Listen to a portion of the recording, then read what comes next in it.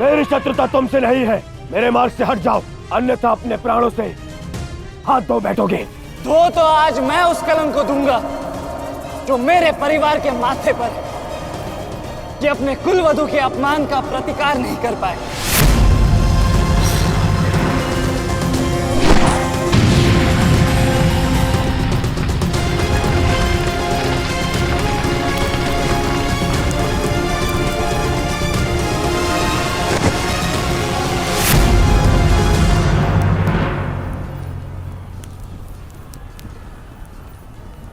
अनुभव करो इस ज्वाला को युवराज दुर्योधन। ये वही ज्वाला है जो इतनी वर्षों से मेरी माता के हृदय में धधक रही है।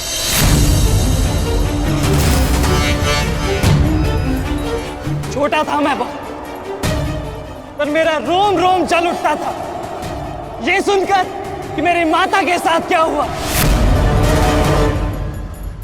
सोचो मेरे माता पिता और मेरे काकाओं पर क्या बीती होगी जब उन्होंने वह दृश्य देखा। मेरे माता पर क्या बीती होगी जब सहस्त्रों आंखें उनके वस्त्रहीन होते शरीर पर पड़ रही थी। आज मैं आपको उस अपमान का अनुभव कराऊंगा। आपकी पूरी सेना और महारथियों के समक्ष आपका वस्त्रहरण करूंगा और कोई कुछ नहीं कर पाएगा।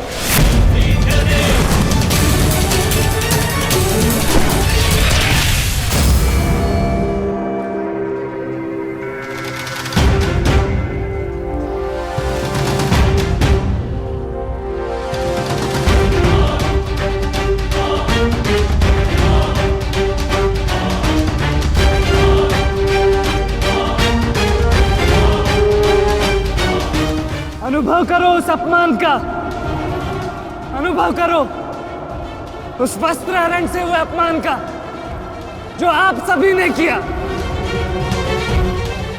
नदी जब सीमा तोड़ती है तो बाढ़ आती है। आज आपकी पाप की धारा की बाढ़ में आप स्वयं बह जाएंगे काकाश्री।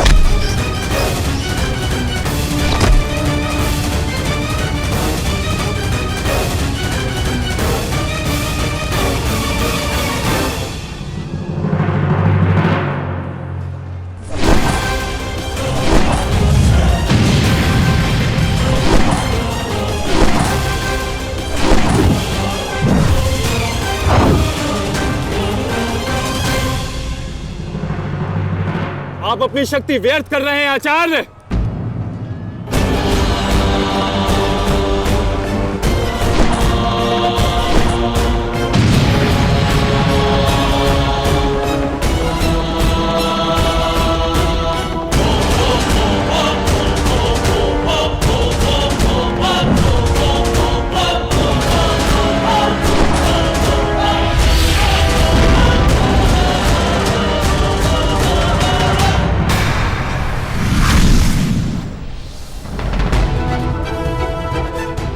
दुर्योधन को मेरी सहायता की आवश्यकता है। चलो सत्यसेन।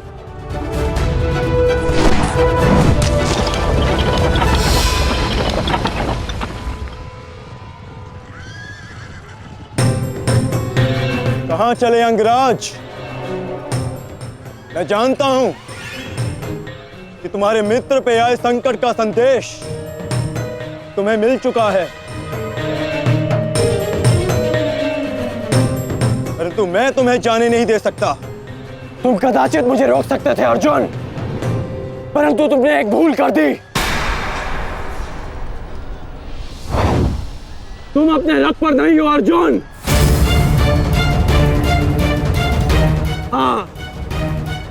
वासुदेव तुम्हारे सारथी हैं, परंतु महाबली हनुमान का आशीर्वाद तुम्हारे रथ पर नहीं।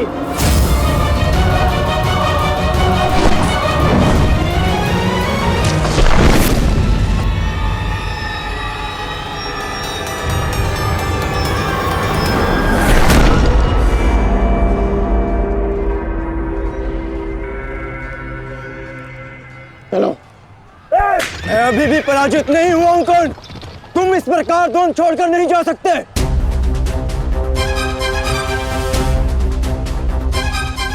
तुम युद्ध के नियम भूल रहे हो अर्जुन। युद्ध का नियम है कि महारथी ही महारथी के साथ द्वंद्व कर सकता है, और तुम रथ विहीन हो, इसलिए मैं तुम्हारे साथ द्वंद्व नहीं कर सकता। पहले अपने रथ का पहिया सुधारो, फिर आकर मुझे युद्ध का आह्वान देना, क्योंकि परशुराम शिष्य कर्ण नियम तोड़कर युद्ध नहीं करेगा।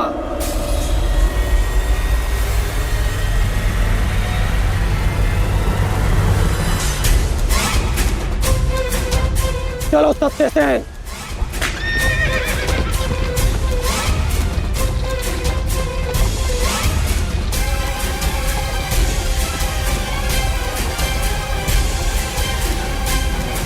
अब समझे पार्थ कि मैं कर्ण की प्रशंसा क्यों करता हूं।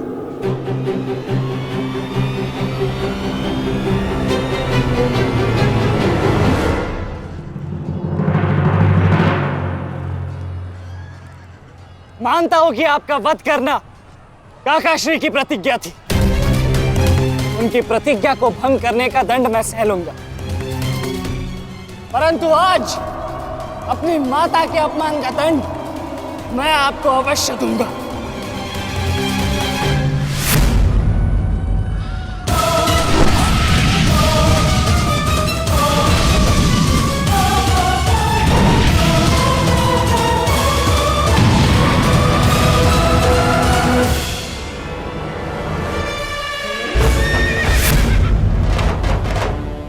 किसी की प्रतिज्ञा टूटे, पर मेरी प्रतिज्ञा नहीं टूटेगी अभिमन्यु। और मेरी प्रतिज्ञा है कि जब तक मैं जीवित रहूंगा, मेरे मित्र के प्राण नहीं जाएंगे।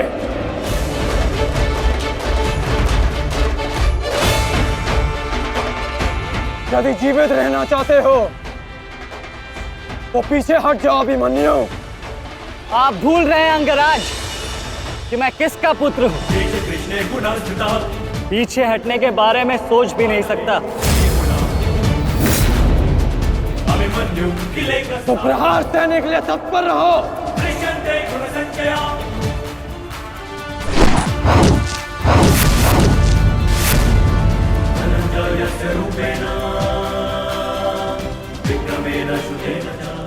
ये मेरे लिए पर्याप्त नहीं अंगराज।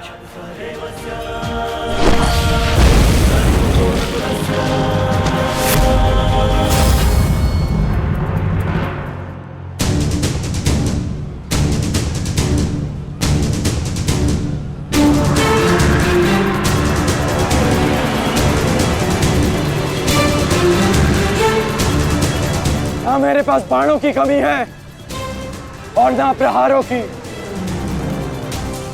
ये अंतिम अवसर है अभिमन्यु, लौट जाओ।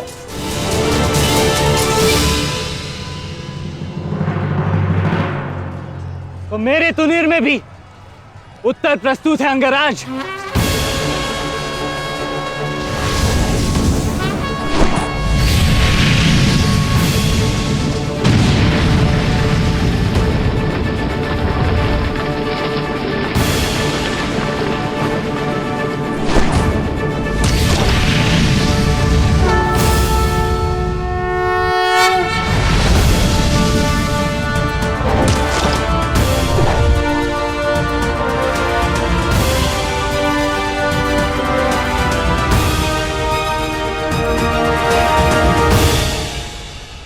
मैं तुम्हारा सामर्थ्य स्वीकारता हूं। तुम एक कुशल योद्धा हो अभिमन्यु, किंतु कुशल होने के साथ साथ बुद्धिमान होना भी आवश्यक है। लौट जाओ।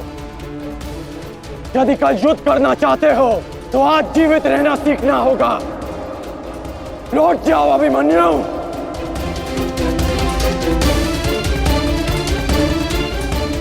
एक योद्धा के लिए आज या कल नहीं होता अंगराज। उसके लिए केवल वो ही पल होता है जिसमें वो मृत्यु के सामने खड़ा होता है। एक वीर योद्धा से सुना था मैं, हे मृत्यु, तैयार यदि तू आने को, प्रसन्न मुखा। द्वार खुला है, तेरा स्वागत, प्रसन्न मुखा।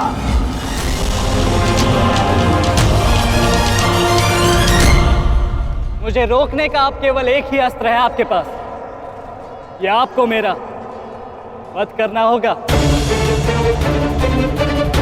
तो लीजिए अंगराज, अपने पुत्र के मृत्यु का प्रतिशोध लीजिए। आपके समक्ष आज वो योद्धा खड़ा है जिसके पिता ने आपके पुत्र का वध किया था।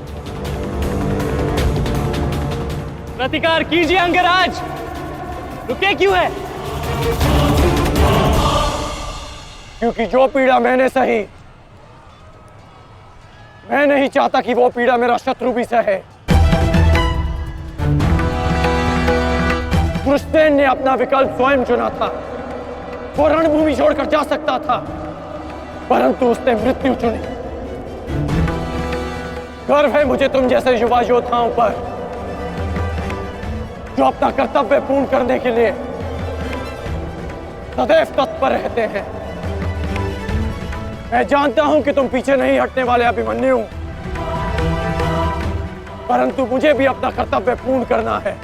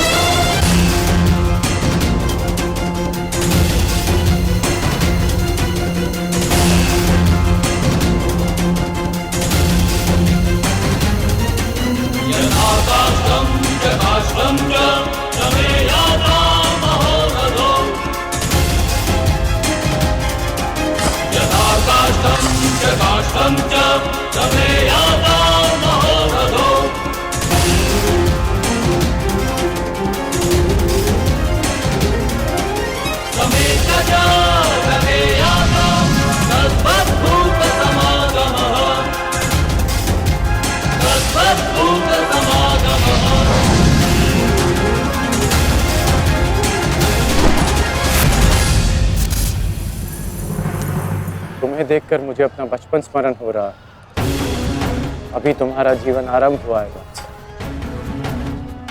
इसे इस प्रकार व्यर्थ मत करो। मैं आशा करता हूं कि अगली बार जब हम दोनों मिले तो दो शत्रुओं के भांति नहीं, तो वीरों के भांति एक दूसरे के गले में। अभी तुम्हारा जीवन शेष है, जाओ बस।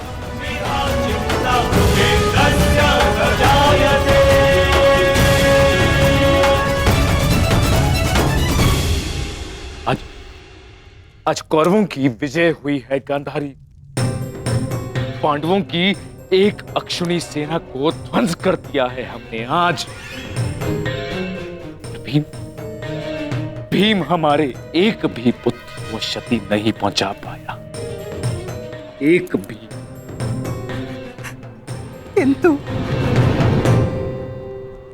किंतु दुर्योधन का क्या महाराज?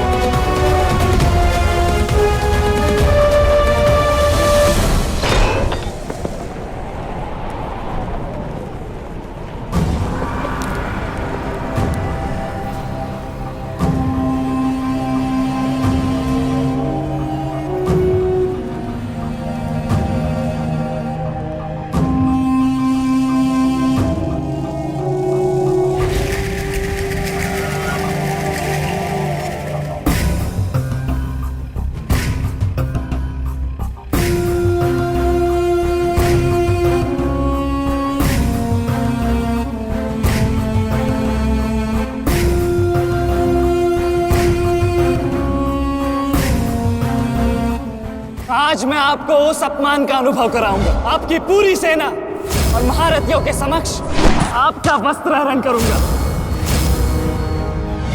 परंतु आज अपनी माता के अपमान का दंड मैं आपको अवश्य दूंगा।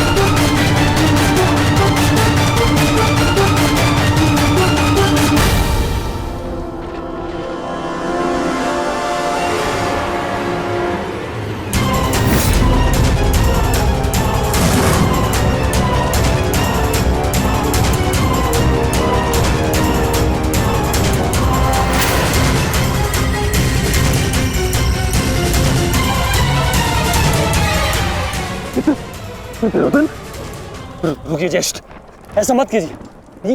ये क्या कर रहे हैं आप? दुर्योधन, दुर्योधन, ये सब कुछ क्या है? आज के इस युद्ध में हमें विजय मिली है, फिर ये सब कुछ क्यों कर रहे हो तुम? ऐसी विजय जो अपमान की थाली में सजा कर मिले, ऐसी ही विजय से श्रेयस्कर है कि मृत्यु को पालूं। नहीं। मेरे जीवन में कभी मेरा इतना अपमान नहीं हुआ है। अब इस जीवन का और कोई मूल्य नहीं। मैंने ये युद्ध संपत्ति के लिए नहीं, अपने हट, अपने सम्मान के लिए बुलाई थी। अब जब सम्मान ही नहीं रहा तो इस विजय का मैं क्या करूंगा? मेरी सेना के सामने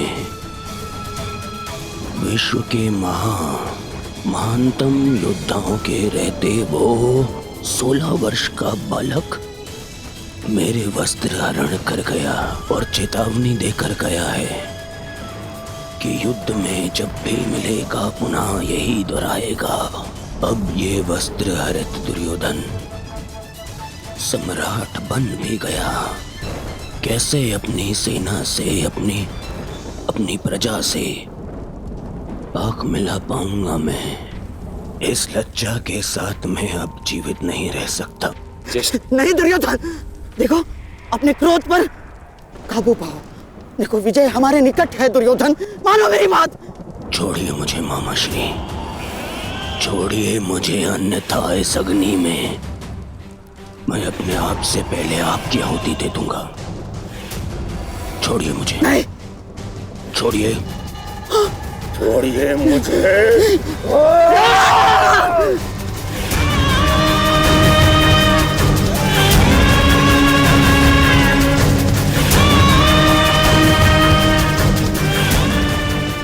नहीं, नहीं दुर्योधन,